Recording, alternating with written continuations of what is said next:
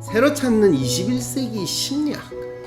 이 심리학에 대한 강도, 단순한 심리학에 대한 강독이 아니라 내 마음을 찾고 내가 21세기 이 코로나19 바이러스 팬데믹 시대에서 어떻게 내가 제정신을 가지고 살아갈 수 있을까?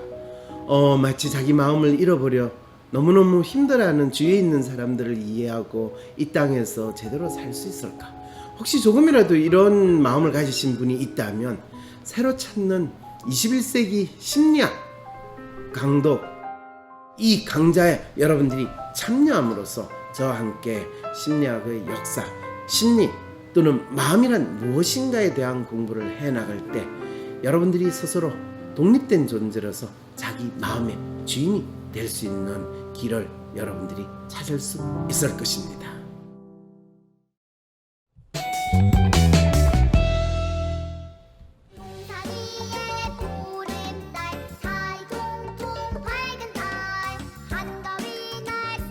병이라고 이야기하는 것 자체도 이전에는 이 절대자나 신의 저주나 또는 인간의 죄에 대한 벌로서 병이라고 생각을 했다가 이제 과학이라고 생각하는 또는 인간의 몸을 인간이 스스로 해부하면서 또 그것에 대해서 탐색을 하면서 첫째, 인간의 장기가 손상이 되면서 병에 걸린다 라는 것 또는 병이라고 이야기하는 것이 생긴다라는 것을 18세기, 19세기, 20세기 들어오면서 인간은 뚜렷이 알게 됐어요. 자, 이런 거는 다 신체와 관련된 거예요. 자, 그러면 정신병이라고 이야기하거나 마음의 병은 대체 뭐냐라는 질문을 이제 하게 되는데 의사들은 그거를 신체에 의해서 일어난다라고 믿고 계속 이야기를 하는 것이 뭔지 모르지만 뇌에 의해서 또는 신경에 의해서 일어나지 않겠습니까? 라고 주장하는 것이 19세기, 20세기 들어와서 마음의 병과 관련해 가지고 의사들이 계속 주장을 하는 내용이었어요. 그게 우울증이 됐던 심지어는 조현병이 됐다. 자, 그런데 그게 아닌데 저 정신병은 마음에 의한 건데 마음이라는 게 뭡니까? 라는 질문에 대해서 좀 더 과학자들이 답변을 하고 마음을 연구하는 사람들이 이야기를 잘 해줬으면 그리고 그것이 마음의 아픔과 관련해 가지고 어떻게 연결되는지를 이야기를 했으면 심리치료라고 이야기할 때 지금 우리가 겪고 있는 이런 혼란은 훨씬 적을 수 있고 마음이란 무엇인가? 라는 질문을 할 때 뭐라고 마음이라고 이야기할 수 있을까요? 그 사람이 믿고 있는 것. 마음이라는 것은 그 사람이 믿고 있는 것. 대체 마음을 어떻게 규정할 것인가는 문제를 가지고 있다는 거죠. 내 마음이 뭔가요? 내 마음이 어떻게 표현되나요? 라고 할 때 당신 마음은 바로 이 스마트폰 같은 겁니다. 이렇게 딱 규정해가지고 이야기를 할 수 없다는 거예요. 왜? 마음이라는 것은 보거나 만질 수 있는 게 아니에요. 마음은 단지 표현이 될 수 있어요. 인간 각각의 자기 마음은 그 사람의 행동에는 언어적인 행동도 포함이 됩니다. 자기 말로 표현하는 것, 이것도 저희 마음이 표현되는 거죠. 그리고 저가 움직이거나 이렇게 하는 것도 저 마음이 표현되는 거죠. 그 마음이 어떤 의미를 가지고 표현했냐라고 하면 마음은 결국엔 항상 의미라는 부분을 가지고 해석을 해야 되는 이런 부분이 있는 거죠. 그 해석이라는 건 누가 합니까? 개개인 자신이 자기의 행동을 해석을 해야 되는 겁니까? 다른 사람이 그걸 해석해야 됩니까? 해석을 할 때는 그러면 객관적으로 이루어지는 건가요? 그건 주관적으로 이루어지는 건가요? 마음이라는 것 자체가 표현된다. 어떤 사람이 마음을 가지고 있다라는 것은 그건 주관적이다라는 뜻이거든요. 어떤 사람의 마음을 객관적으로 본다, 객관적으로 해석한다라는 것은 어떤 사람의 행동에 대해서 내가 보고 싶은 대로 해석을 하면 주관적으로 해석을 하는 거지 객관적으로 해석을 하는 게 아니에요. 아니, 황상민이 심리학자니까 황상민이 객관적으로 해석할 수 있는 거 아닌가요? 아니에요. 그건 황상민의 주관적인 해석이에요. 한 사람의 주관적인 해석이 주위에 있는 여러 사람이 동의를 하고 그것에 대해서 공감을 하고 그 해석을 받아들이게 될 때 황상민이라는 사람이 해석한 거는 처음에는 주관적이었으나 그것이 여러 사람이 공감하고 공유함으로써 객관성을 가지게 된다. 이렇게 되는 거예요. 신체적으로 내가 아프다라는 것과 대립되는 정신병이라는 것이 저 사람은 마음이 아프다라는 그 생각을 저 사람 개개인이 가진 마음이라는 존재를 인정을 하느냐 인정을 하지 않느냐에 따라서 그 병 자체를 보는 것이 엄청나게 차이가 날 수 있다는 거죠. 마음이라는 게 뭡니까? 이 마음이라는 것은 우리가 뭐 감각, 지각 또는 이 인지 능력 또는 사고하는 능력 또는 기억 또는 우리가 학습 또는 사람들과의 관계를 맺는 능력 이런 모든 것들이 다 마음의 작용으로 일어나는 거라고 생각을 하는데 그래서 마음이라는 것은 기본적으로 눈에 보이지도 않고 우리가 만질 수 없고 느낄 수 없는 주관성이라고 할 수 있는데 이것이 여러 사람들이 공감하고 공유하고 그거를 받아들이게 된다 함으로써 객관성이라는 걸 가지게 되는 거죠. 이 현상을 가장 잘 보여주는 것이 바로 종교적인 믿음이에요.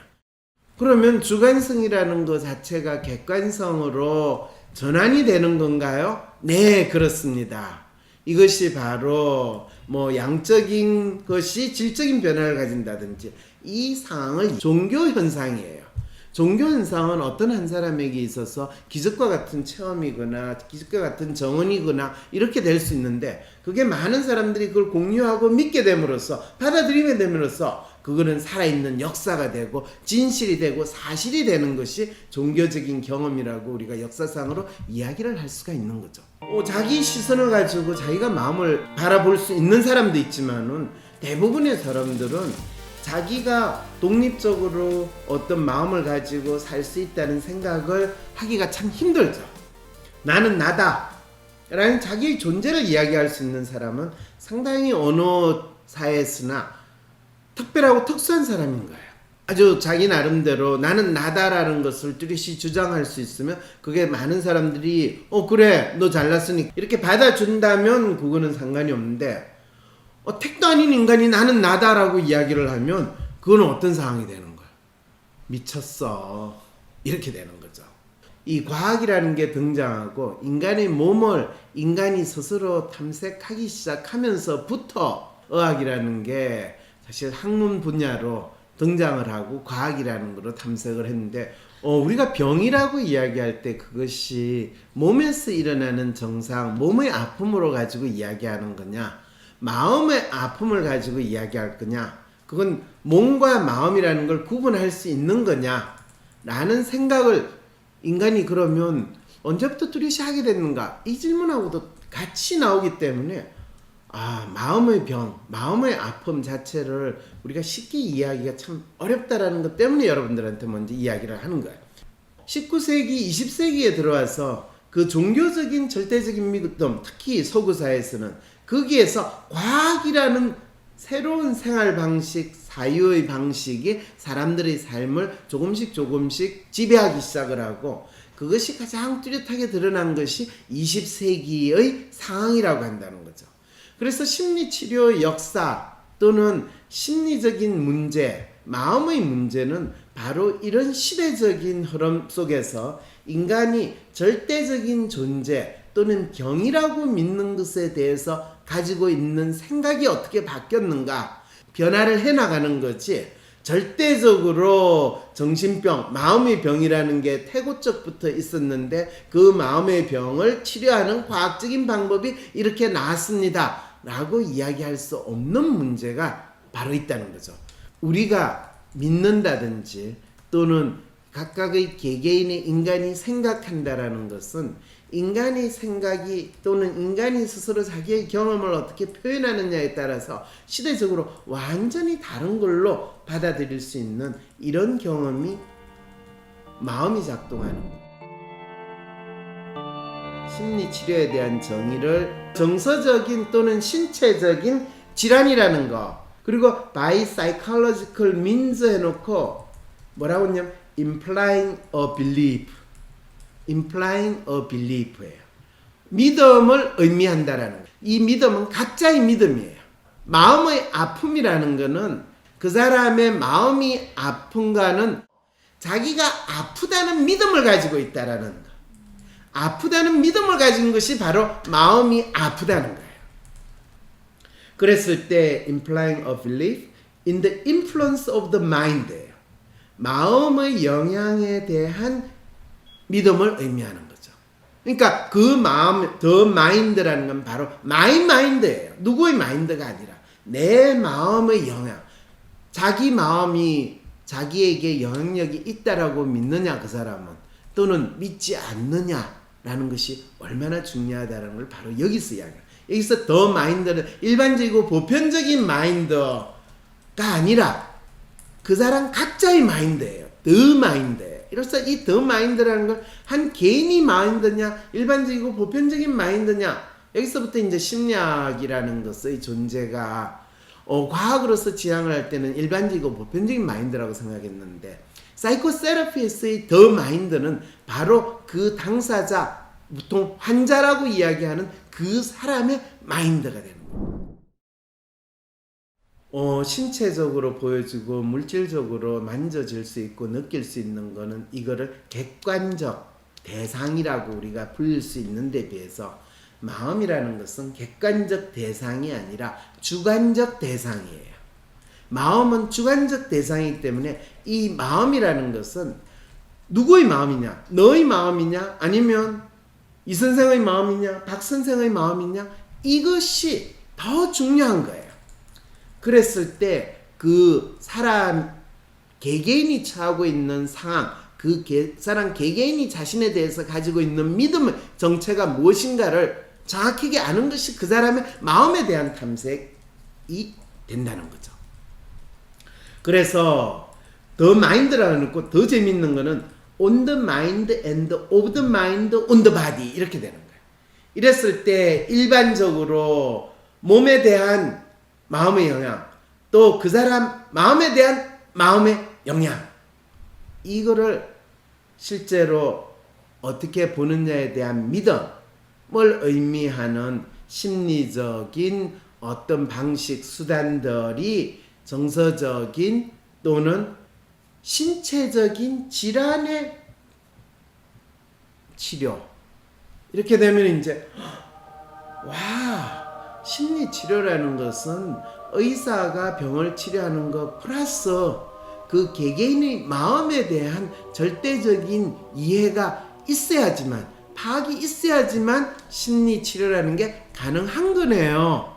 그래서 사실은 심리치료는 심리치료 자체만 교육을 한다고 하면 상당히 그 사람의 신체적인 질환, 그 문제를 순전히 심리적으로만 봐야 된다라는 한계를 가지고 있고 되고, 또 신체적인 질환을 보는 사람들이 신체 질환을 객관적으로 보듯이 이 마음을 보려고 하면 그 개개인의 사람이 어떤 사람인지를, 개개인의 사람의 마음이 그 사람의 어떤 믿음으로써 표현돼 가지고 그 사람의 신체에 영향을 미치고 그 사람의 마음에 영향을 미쳐서 정서적인 신체적인 질환으로 나타나는지를 파악할 수 없는 또는 어려운 이 문제가 있다는 거죠. 가장 이상적인 거는 의대에서 이 신체의 병에 대해서 공부를 시킨 다음에 그 다음에 실제로 신체의 병이라는 것은 신체의 문제가 아니라 마음의 문제에 의해서 그 신체의 병이 일어난다 라는 것까지 공부를 시켜가지고, 병이라는 것을 처음부터 개개인의 마음에 의해 가지고 병이 각각 사람들마다 어떻게 다르게 나타나는가를 연구를 하는 패러다임을 가진다면 이 문제는 해결이 되겠죠. 커피를 한잔하고 나면 정신이 번쩍 드는 것 같고 기분이 좋아져요 라고 하는 건 믿음이죠. 네. 그러면 다음에 내가 정신을 나게 하고 기분을 좋아지게 만들기 위해서 아이스커피 한잔 하실래요? 라고 하는 거는 내가 아이스커피를 심리적 수단으로 활용을 했다라고 이야기를 할 수가 있는 거죠. 그런데 황모 씨는 아이스커피를 마시면서 기분이 좋아지기는커녕 이걸 내가 꼭 마셔야 돼 이런 마음으로 마시는 인간이라서 별로 그렇게 아이스커피가 이 사람한테 영향을 미치지 않아요. 그러니까 그럼 누군가가 황모 씨한테 기분이 안 좋을 때 야 아이스커피 한잔 할래? 라고 하는 거는 그 사람한테 아무런 이 영향을 미치는 심리적 수단이 될 수 없는 거죠. 그러니까 어떤 심리적 수단이라는 거는 모든 사람에게 비슷한 영향을 미치는 효과를 낼 거다라는 게 아니라 그 사람이 누군가 그 사람에 따라서 영향을 낼 수 있고 또는 영향을 미칠 수 있고 그렇지 않을 수 있다라는 걸 알아야 된다. 이걸 가장 잘 보여주는 게 코로나19 바이러스라는 거예요. 코로나19 바이러스에 대해서 인간이 보이는 게 어쩌면 마음이 영향을 받는 외부의 어떤 물질이 됐든 어떤 경험이 됐든 이거 영향을 받는 패턴을 너무 잘 보여준다는 거예요.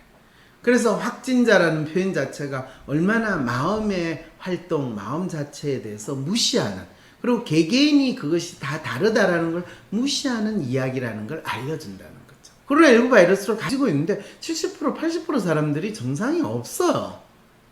그런데 그 사람한테 코로나 바이러스 너 있기 때문에 격리돼야 되고 너 치료받아야 되고 백신까지 너 맞아야 돼 라고 이야기하면 이건 뭐지? 라는 상황에 있는 거죠.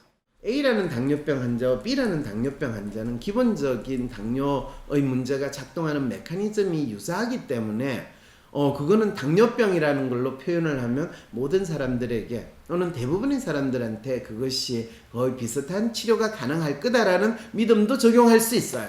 사실 현대의학이 치료라고 하는 것은 내 몸에 있는 세균을 완전히 박멸해가지고 없어서 세균이 하나도 없는 그런 상태가 아니라는 거죠.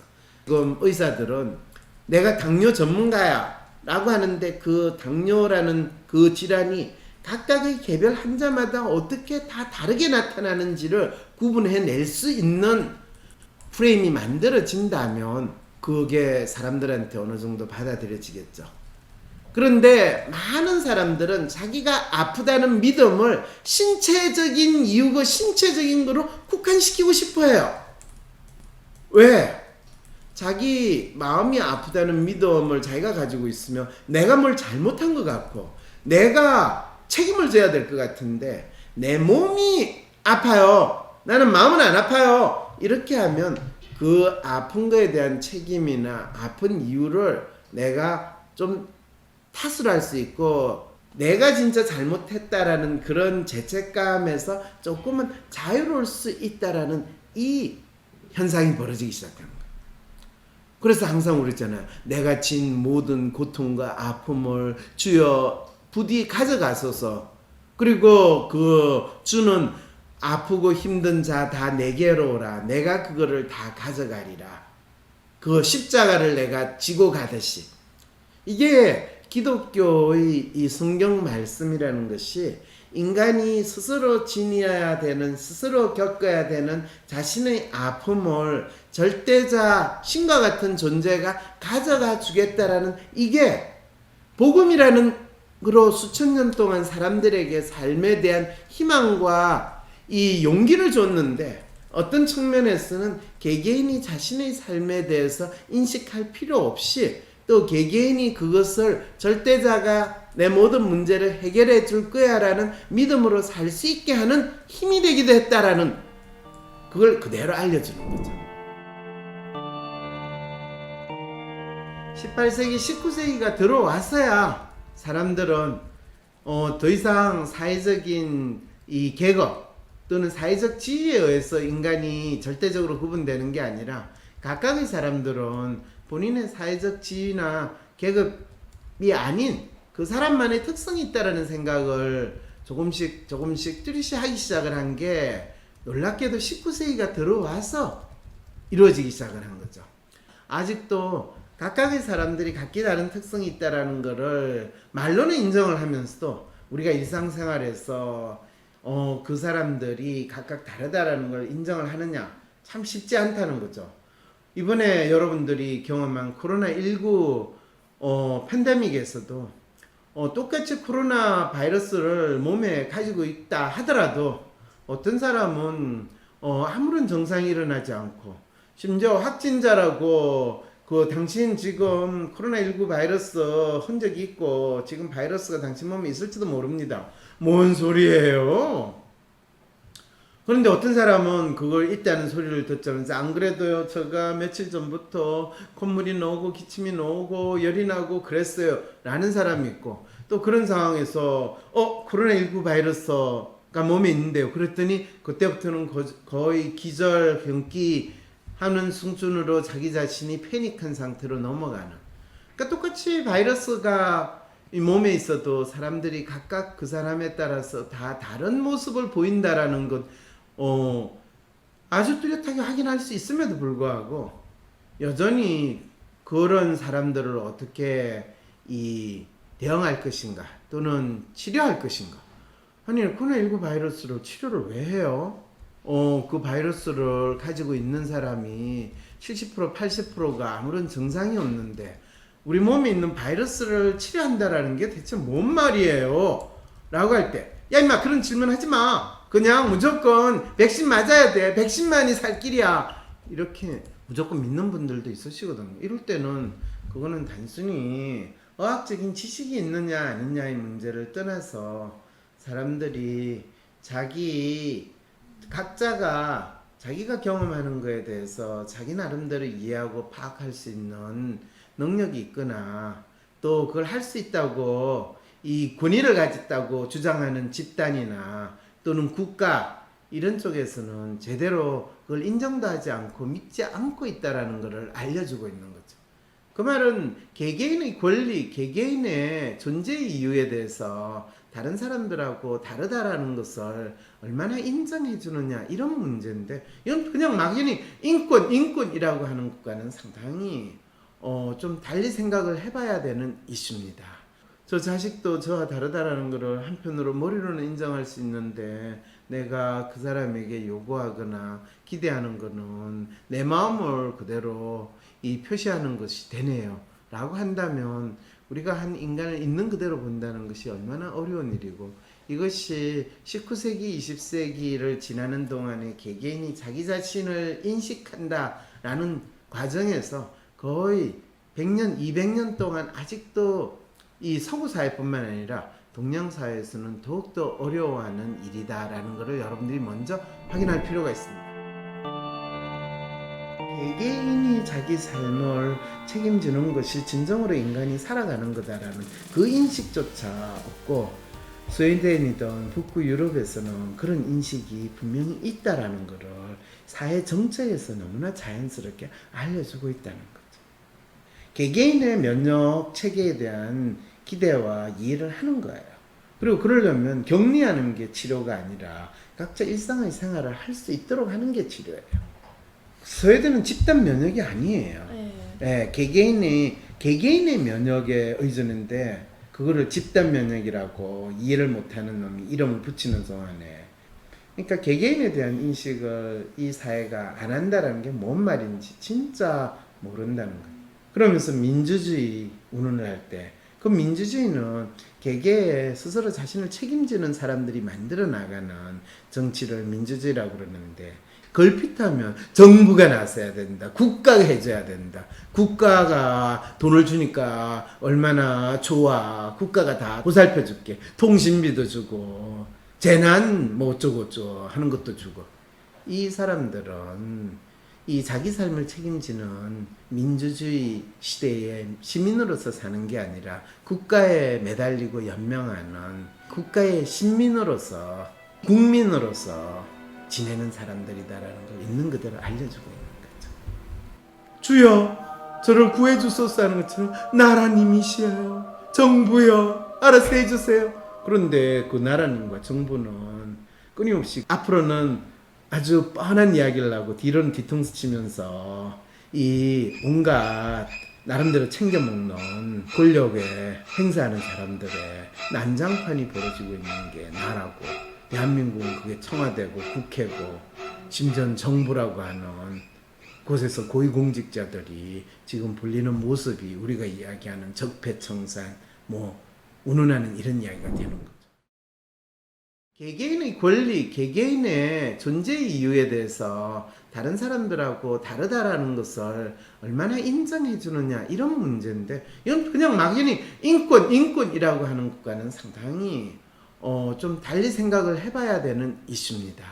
저 자식도 저와 다르다라는 것을 한편으로 머리로는 인정할 수 있는데 내가 그 사람에게 요구하거나 기대하는 것은 내 마음을 그대로 이 표시하는 것이 되네요 라고 한다면 우리가 한 인간을 있는 그대로 본다는 것이 얼마나 어려운 일이고 이것이 19세기, 20세기를 지나는 동안에 개개인이 자기 자신을 인식한다라는 과정에서 거의 100년, 200년 동안 아직도 이 서구 사회뿐만 아니라 동양 사회에서는 더욱더 어려워하는 일이다라는 것을 여러분들이 먼저 확인할 필요가 있습니다.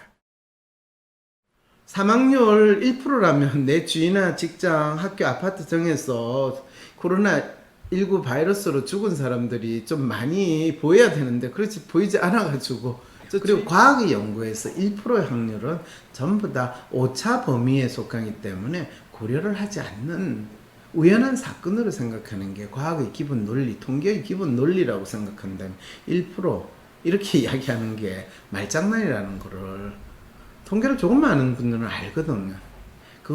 그런데 발생 확률 1%, 5%는 없는 거나 마찬가지로 취급한다는 아주 단순한 통계의 원리를 생각하면 이게 전문가라는 타이틀을 가지고 대중을 속이는 방법이다라는 것을 또 아실 필요가 있는 거죠. 그거를 언제 도움이 됐냐면 5천만 명인데 1% 하면 갑자기 양적으로 생각하면 50만 명이거든요. 그러면 이거는 엄청난 숫자가 되는 거예요. 각 개개인이 자신의 삶에 있어서 자기의 특성대로 살아가지 못하고 자기 삶의 주인이 자기가 되지 못할 때 그 상태를 너무나 견디기 어려워하는 상황에서 인간이 먼저 마음이 피폐해지거나 일부 신체적인 증상이나 또는 행동에서의 발작적인 모습으로 나타나게 될 때 내 마음이 아파요. 내 마음을 좀 치료해 주세요. 아프니까. 아프다. 이걸 치료를 한다. 그럴 때 아니 몸을 치료하는 건 의사가 할 수 있는데 마음을 치료한다라는 게 대체 뭘 이야기하는 겁니까? 박사님 마음이라는 건 각 개개인이 가진 믿음이라고 이야기했잖아요. 그러면 마음이 아프다는 건 내가 가지고 있는 믿음으로 인해 가지고 내가 아프고 힘들고 내 몸이 이상해지는 이런 일까지 있다는 건가요? 뇌나 신경계의 이상이 아니라 그 사이코소매틱이라고 그러던데 심인성 질환 맞죠? 그래서 여러분에게 심리치료라는 것에 대해서 설명을 했어요. 심리치료란 마음과 몸에 대한 마음의 영향에 대한 믿음을 의미하는 믿음을 의미하는 다양한 심리적 수단을 활용하여 정서 또는 신체적 병의 처치, 치료를 의미한다. 근데 지금 정신을 치료한다고 하는 거는 땡땡병이라고 붙여놓고 그냥 거기에다가 저 사람은 이런 병이야 붙여놓고 거기에 끼워 맞추는 그렇죠. 증상이 아예 없는데 아프다는 이 사람들을 이거는 정신이 문제니까 정신과라고 이름을 붙이자 해놓고 정작 그 정신은 뇌나 신경 전달 물질 또는 신경계의 이상입니다라고 이야기할 때 이거는 이 성동격서도 아니고 이름은 이렇게 붙여놓고 실제로 하는 일은 다른 이 상황을 가장 잘 보여주는 의학의 한 분야 또는 우리 신체의 병을 서비스하는 분야라고 이야기할 수 있는 거죠. 마음과 몸에 대한 마음의 영향. 그 말은 우리의 마음은 내 마음과 내 몸에 영향을 미친다는 거죠. 그리고 영향을 미친다라는 이 믿음. 내 마음은 내 몸과 마음에 영향을 미칩니다. 이 믿음을 기초로 해서 여러 가지 심리적인 수단을 적용을 하는 거죠. 누구에게? 몸과 마음의 병을 앓는 사람. 신체와 달리 마음은 각각 다르기에 여러 사람이 같은 증상이 드러난다고 해서 마음의 병을 땡땡병처럼 여러 사람이 같은 병을 앓고 있다고 진단하는 것 자체가 말이 안 되는구나. 우와! 너무 훌륭한, 이제 아시겠죠? 이게 물질, 생물 하는 신체를 기반으로 해가 병을 분류하는 이 의학의 분류법과 이 마음의, 특히 각 개개인이 가지고 있는 마음의 아픔을 기반으로 해가지고 또는 마음의 상태를 기반으로 해가지고 이 나름대로 그 사람의 마음의 아픔을 진단하는 심리치료는 땡땡병이라고 모든 사람에게 적용하기가 상당히 어렵다라는 것을 알려주는 가장 기본적인 이야기예요. 정신과 의사가 정신을 다루지 않으면서 정신을 다룬다라고 이야기하면서 정신과라고 이름 붙이는 것과 똑같은 행동이 반복적으로 일어나는 게 스키조프레니아, 소위 말해서 정신분열증 또는 정신분열병이라고 이름이 있는 그 이름을 갑자기 현의 줄을 고른다. 그래서 조현이라고 하는 이름을 갖다 붙여놓고 너의 신경이 마치 현의 줄처럼 흐트러지거나 망가졌기 때문에 그걸 고르도록 하마. 그래서 약 먹어 라고 하는 일이 벌어지고 있다면, 아니 현의 줄을 고르려면 조율사가 와가지고 소리를 들어보고 그거를 쪼였다가 풀었다가 하면서 현의 줄을 고르는 거지. 갑자기 약을 왜 먹어? 그럼 약이 저 몸에 들어와가지고 신경을 땡겼다가 줄였다가 잘랐다가 하는 그런 작용을 하는 건가요? 아니 그게 아니고 이 약은 도파민을 억제하고, 아니 도파민이 현의 줄을 고르는데 관여가 되는, 아니 그게 아니고 너 뭘 제대로 몰라. 의사가 시키면 시키는 대로 해. 혹시 이런 상황이 벌어진다면 닥치고 있어, 조용히 있어, 선장이 가만히 있으라고 믿는 거야 라고 하다가 죽어가는 그 상황에 우리가 처하는 거 아닌가요? 라는 질문도 해볼 수 있지 않나라는 게 지금 정신과라고 이야기하는 것과 조현병이라고 이름 붙이는 이 상황에 있다는 거죠. 조현병이 어떤 병인가? 병이라고 표현하기에는 과연 이게 정체가 뭔가? 그리고 이것이 수천 년의 역사에서 있어 왔고, 대개 중세 이전, 소위 말해서 기독교가 이런 사람들을 사탄이 씌었다라든지 악마의 조정에 의해서 움직인다라고 핍박하기 전까지는 상당히 많은 사회에서 심지어 예언자로 어떤 힘을 가진 사람으로까지 받아들여지기도 했다라는 것을 먼저 우리는 이해할 필요가 있어요. 그래서 사실은 마음의 병, 마음의 아픔이라고 이야기할 때는 그것은 심리치료라고 이야기하는 사이코세라피에 해당하는데, 결국에는 그거는 마인드 플러스 큐어 한다라는 뜻이 되거든요. 이거를 아니 정신과 의사분들이 해주면 너무 좋겠어요, 저는. 그런데 정신과 의사분들은 심리치료를 하시지 않으시고 약물 치료를 하시면서 심리치료라고 이야기하시는 거는 그건 거짓말이잖아요, 사기잖아요 라는 이야기를 할 수밖에 없는 상황이라서 이 이야기를 하는 거예요. 본인들이 잘 아시는 몸을 볼 때 그 몸에서 어떤 마음의 영향이 작용을 해서 몸의 이상이 나타나는가, 그거를 의사분들이 해주셔야지 된다. 의사라면 우리가 몸이 아프다, 몸에 병이 들었다라는 것을 치료를 해줄 수 있지 않습니까? 그런데 마음이 아프다, 마음의 병이라고 하는 거는 치료를 해주는 게 가능합니까?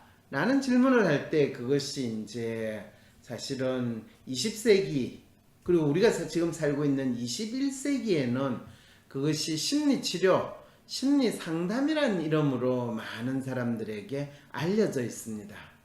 그렇지만은 정작 심리상담과 정신과 의사가 치료하는 거는 무슨 차이가 있습니까? 심리 치료라는 게 이게 심리 마음을 어떻게 치료합니까? 이런 질문들을 여러분들 다 던질 수 있습니다. 심리 치료라는 것 자체가 사실은 심리학을 연구하는 활동보다 더 오래 이루어졌음에도 불구하고 그거를 역사적인 연구 대상으로 이 생각을 거의 하지 않았다라는 것을 상당히 많이 느끼는데, 왜 그럴까라는 측면에서 탐색을 해보니까 아주 이유가 분명히 있어요. 심지어는 심리학을 공부하는 사람들도 심리 치료라는 것을 어떻게 받아들일 것인가에 대해서 여전히 헷갈리고 있다, 또는 그걸 정확하게 규정할 수 없는 행위라고 생각하는 부분이 가장 크다는 거죠. 그러면 심리 치료라는 거를 상당히 뚜렷한 행위로 인정하고 받아들였던 거의 대표적인 사람이 사실은 프로이드고, 프로이드가 미국에서 상당히 영향을 미치고 그게 아주 인기를 누렸던 거는 1960년대 70년대까지예요 60년대가 되면서부터 그 인기가 아주 급속도로 떨어지는데, 그 다음에 그 시기에 이제 심리 치료라는 거는 어떤 문제로 사람들이 받아들였냐 하면, 보통 우리가 생각하는 사이코소매틱이라고 생각하는, 소위 말해서 마음이 몸에 어떻게 영향을 미치는가, 이제 이런 이슈를 가지고 논의하고 그것이 과연 그걸 어떻게 받아들이고 이해해야 될 거냐라는 것까지로 연결이 되기 시작을 해요. 종교에서 마음이라는 걸 뭐라고 이야기하느냐, 그리고 이 마음이라는 게 17세기, 18세기까지 인간의 마음에 대해서 사람들이 가진 생각과, 그리고 그 이후에 한국 사회에서의 심리학, 심리치료의 정체라고 이야기하는 것에 대해서 실제로 심리가 뭐라고 여러분들이 생각하느냐에 대해서는 여러분 스스로도 그거에 대해서 이제 한번 자기 나름대로의 생각을 해볼 수 있어야 돼요. 심리라고 이야기할 때 마음 또는 마인드라고 영어에서 이야기하는 마음이란 무엇인가, 이런 질문을 던져서 제가 마음이 뭐라는 거에 대해서 상당히 여러 번 강조를 했어요. 뭐라고 그랬던가요? 믿음. 그렇죠. 그럴 때 믿음이라는 거는 그러면 뭡니까? 라고 하면 그 믿음이라는 것 쪽에 빌리프라고 생각하는 믿음과 페이스라고 하는 믿음과 이것이 또 상당히 달라요. 그래서 너희들에게 겨자씨만한 믿음이 있으면 저 산을 이라도 옮길 수 있을까 하는 그 믿음이 사실은 거의 2000년 동안 사람들에게 있어서 마음으로 작동을 했다라는 것이 심리치료 역사에서 너무나 뚜렷하게 나타나요. 그래서 지난 100년은 그 믿음이 종교적 믿음이 아니라 인간 개개인의 믿음으로 전환이 되는 과정이었고, 그러면서 마음의 병이라는 것이 더 이상 신에 의해서 인간에게 주어진, 또는 악마라는 존재가 인간에게 들어오는 것이 아니라 인간 개개인이 자기의 마음이 무엇인가를 알아가는 과정, 그것이 바로 심리치료라는 것과 같이 결부돼서 나타나는 것이 지난 100년의 심리치료의 역사가 되는 거죠.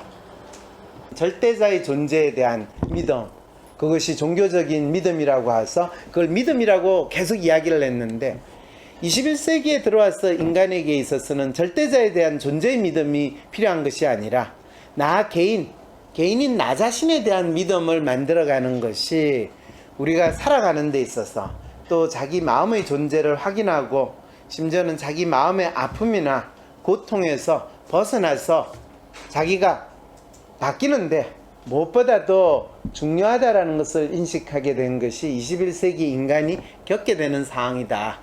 지금부터 제가 마음이라는 말을 쓸 때 모든 인간에게서 보편적인 마음, 일반적인 마음이 아니라 제가 마음이라고 하면 바로 자기 자신의 마음, 내 마음이 어떤 건가, 내 마음이 무엇인가, 그리고 그 마음은, 내 마음은 각각의 이슈별로 다 달라요. 이슈별로 달라요. 그래서 그 사람의 마음은 어떻게 표현이 되느냐 하면, 특정한 이슈나 주제에 대해서 그 사람이 표현을 하면 바로 마음이 드러나는 거예요. 마음의 아픔 또는 마음의 고통이라는 것 자체를 한국 사람들이 가지고 있는 심리의 개념에 따라서 이것이 어떻게 치료가 된다는 것을 어떻게 받아들일 것이냐. 여기에서부터 이제 많은 사람들이 헷갈리기 시작을 하고, 또 그거를 병이라고 할 때 마음에 초점을 둘 것이냐 병에 초점을 둘 것이냐에 따라서 그거에 대해서 대응하는 게 달라지는 이 상황이 바로 병이라는 걸 뭐라고 이야기하느냐는 의사들이 고민해야 된다면, 마음이라는 건 뭐라고 봐야 될 거냐는 심리 치료를 하는 사람이 고민을 해야 되는데, 이 두 가지를 병과 마음이라는 거를 그냥 한꺼번에 묶어 가지고 그냥 병으로만 보자 이렇게 되는 경우에 이제 정신과 의사들이 무작정 약을 쓰게 되는 이유가 바로 그것 때문에 발생한다라는 걸 여러분들이 알게 될 겁니다. 마음이라는 것이 어떤 사람이 자기 자신에 대해서 가지고 있는 믿음이라고 할 때, 여러분들이 자기 자신이 어떤 사람인가 하면 내가 리얼리스트다, 로맨티스트다, 휴머니스트다, 아이디얼리스트다, 에이전트다라고 그렇게 구분하고, 또 타인평가로서 나타나는 자기 삶의 스타일이나 가치에 대해서 인식하게 될 때 자기의 마음이 현재 어떻다라는 걸 알게 되는 건데, 그거는 자기에 대한 믿음을 구체적으로 확인하는 과정이 된다는 거죠. 그랬을 때 19세기, 20세기를 거치면서 인간이 자기 마음을 스스로 발견하게 되는 과정이 왜 그렇게 어려웠으며, 그거를 제가 심리 독립이라고 표현하는 것이 어떤 의미가 있는가를 여러분들이 다시금 확인할 수 있지 않을까 기대를 합니다.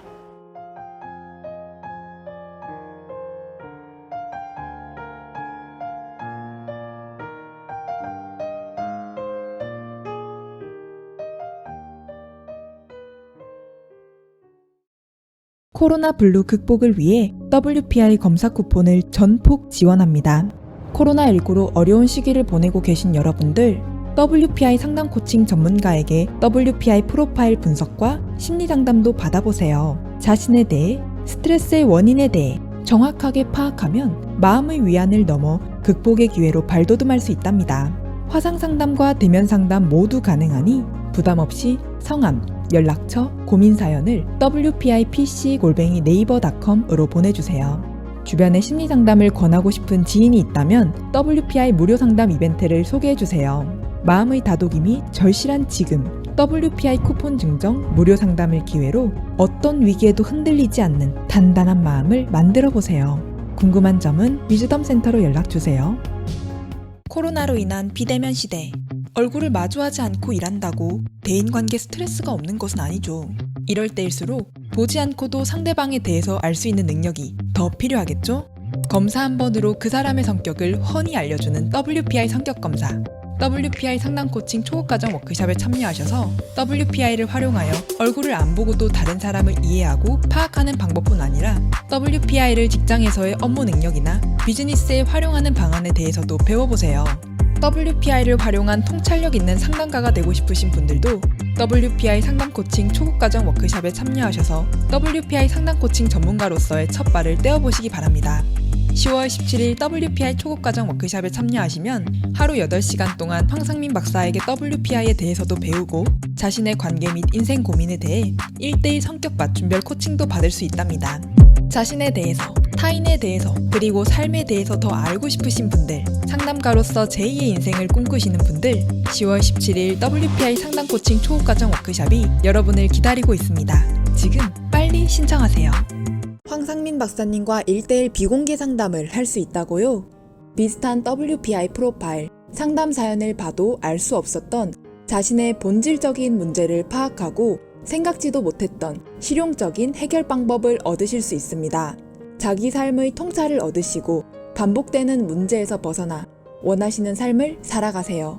관련 문의는 위즈덤 센터로 연락 바랍니다.